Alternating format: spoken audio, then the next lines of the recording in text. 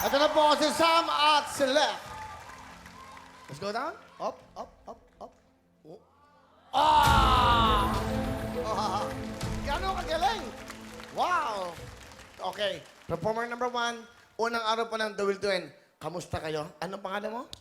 Let po. Si Let. Ikaw ay ilang taon na, Let? 16 po. 16 years old. Oh.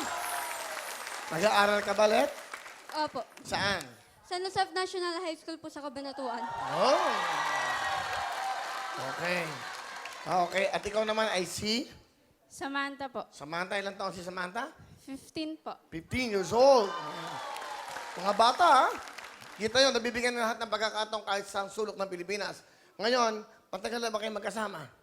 Bali, ano po, 3 years na po kami magkasama. Magkasama? sa pagiging performer ng aerobics. That's right.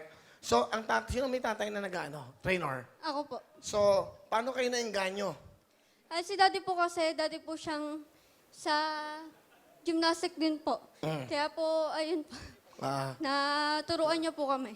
so, ikaw, gusto mo rin naman mag-gymnast. Okay sa'yo. Po. Nagturo po kasi sila ng cheer dance sa school po namin. Tapos, nag-aya po silang yung gymnastic po. Okay. Tapos sumali po ako dun. Ganun ba? Hindi sumali ka naman. Hindi nakakatuwa, di ba? Ano ba ang pangarap niyon, dalawa? Ba't kayo sumali dito sa The Will to Win?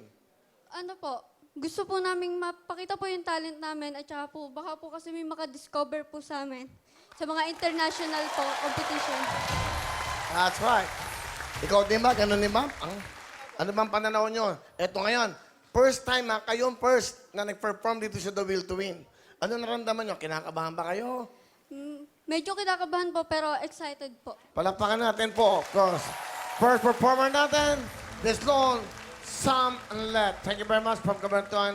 Hello mga kapuso! Sugar Mercado po to. Nagustuhan niyo ba ang mga video na to?